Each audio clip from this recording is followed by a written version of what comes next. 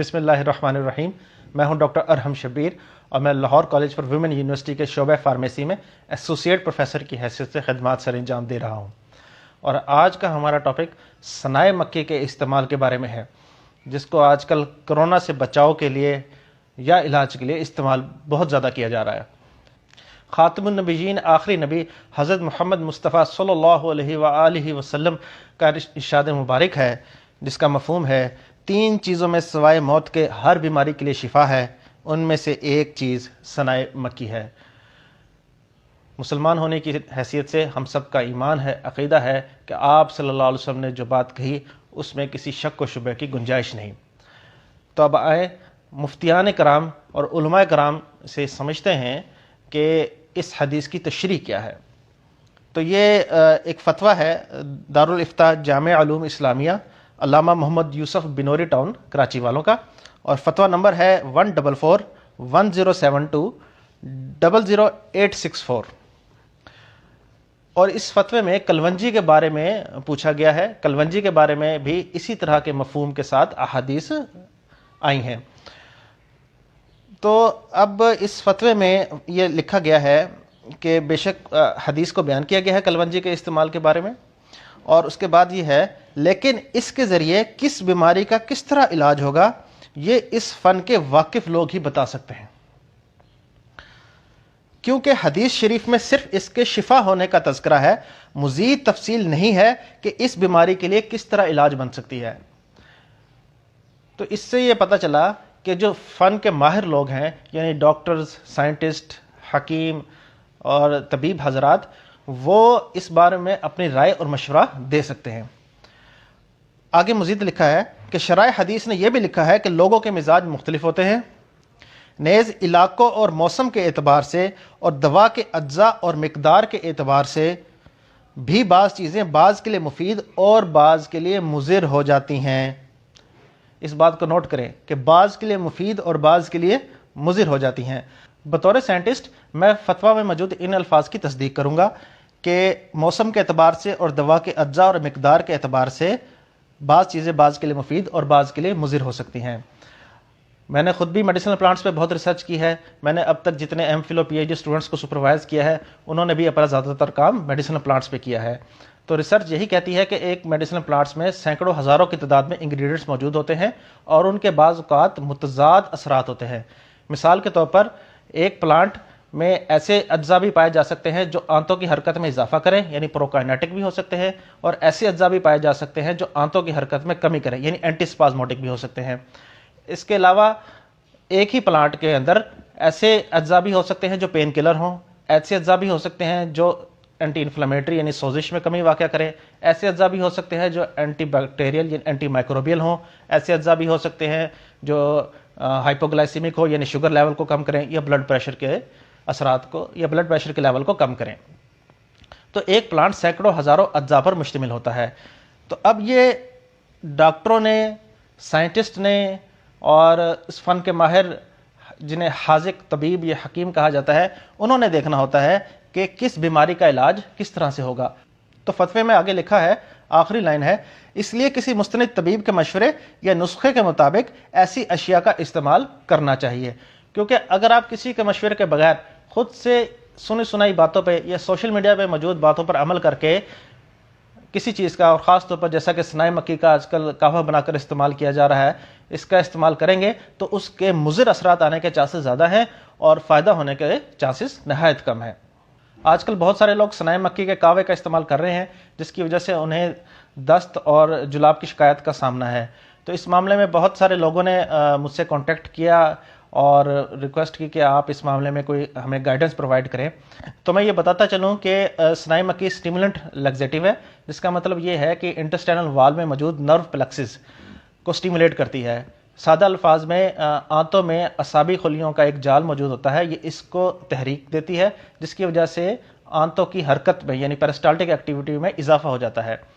तो पहली बात तो यह है कि अगर इसका लंबे अरसे तक इस्तेमाल किया जाए और ज़्यादा डोज में इस्तेमाल किया जाए तो ये नर्व्स को डैमेज कर सकती है, जिसका मतलब ये है कि ज़्यादा लंबे अरसे तक अगर आपको डायरिया रहेगा, आप इसको इस्तेमाल करेंगे तो आपको मुस्तकिल कब्ज़ की शिकायत पैदा हो जाएगी। और फिर आप इसका इस्तेमाल तर्क भी कर देंगे तो चूंकि नर्व्स यानी असाबी खुलिये डैमेज हो चुके होंगे तो आपको मुस्तकिल कब्ज़ की शिकायत रहेगी और आपको फिर उसके लिए मुख्तलिफ अद्वियात का लंबे अरसे तक इस्तेमाल करना पड़ेगा। नंबर 2, अगर इसका लंबे अरसे तक आप इस्तेमाल करेंगे यानी हफ्तों और महीनों तक इसका इस्तेमाल करेंगे तो डायरिया की वजह से डिहाइड्रेशन की कैफियत पैदा हो सकती है।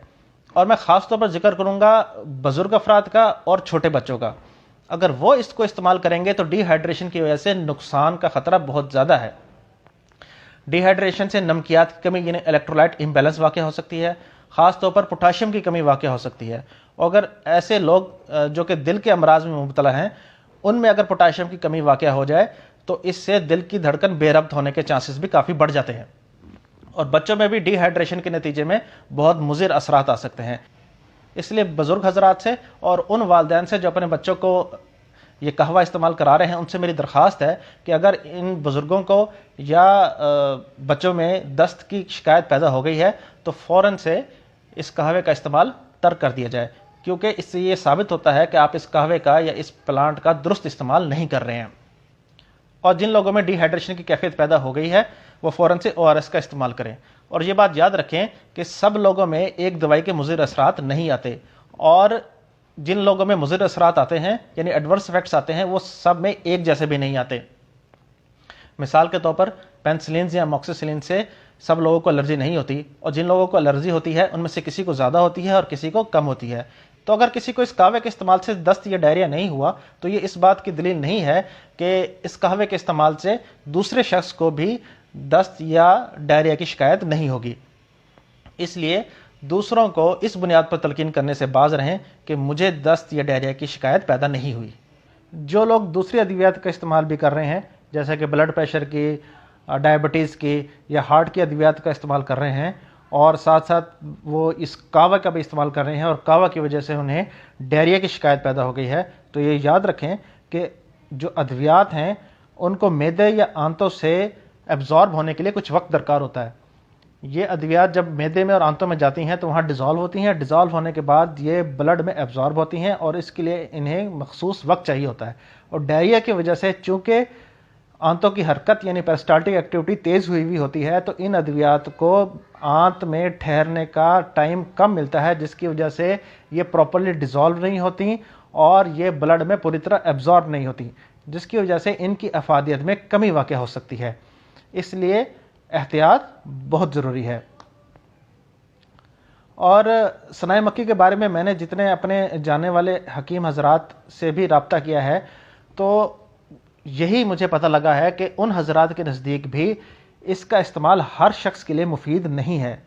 हकीम हजरात के नज़दीक दुनिया में मुख्तलिफ मिजाज के हामिल अफराद होते हैं, मिसाल के तौर पर बलगमी मिजाज या सौदाई मिजाज या सफरावी मिजाज।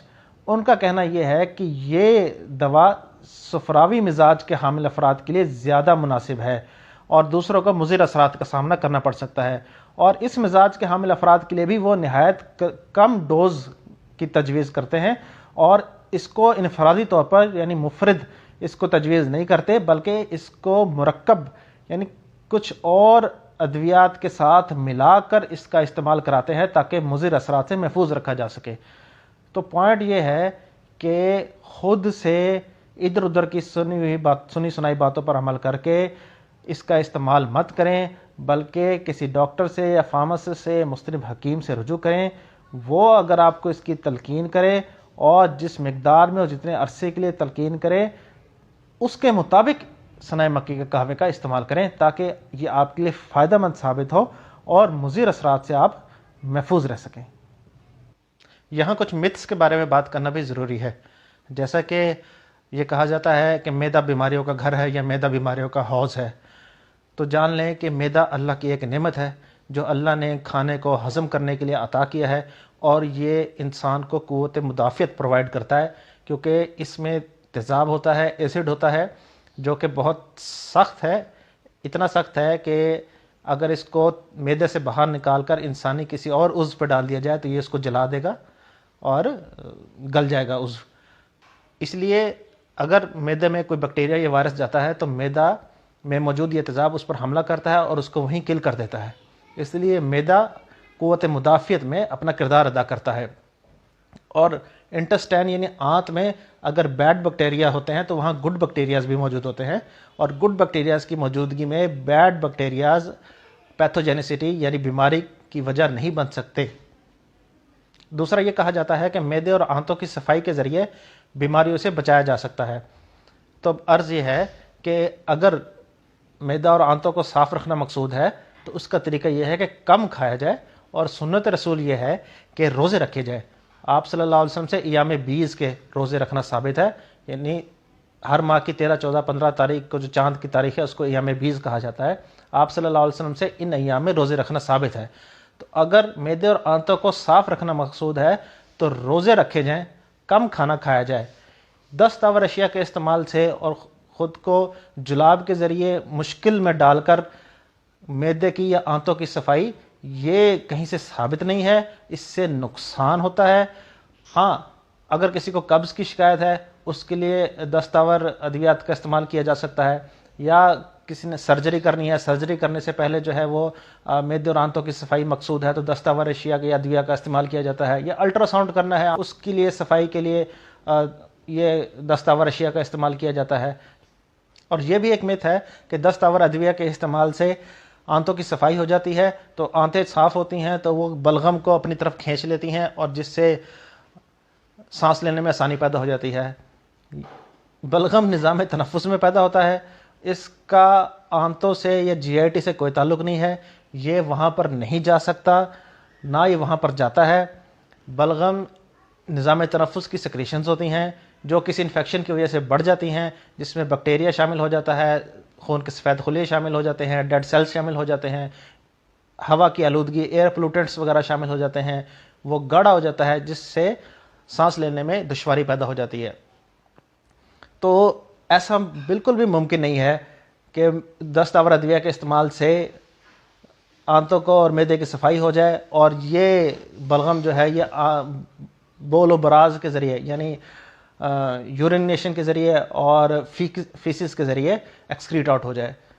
बलगम इस तरह से GIT ट्रैक्ट के ज़रिए एक्सक्रीट आउट नहीं होता, ये मिथ है, इसलिए इससे परहेज़ कीजिए। उम्मीद है आपको आज की वीडियो पसंद आई होगी। इस वीडियो को शेयर कीजिए और मज़ीद तिब्बी, तहकीकी और मुस्तनद मालूमात के लिए इस चैनल को सब्सक्राइब कीजिए और बेल आइकन पर क्लिक कीजिए। Thank you very much.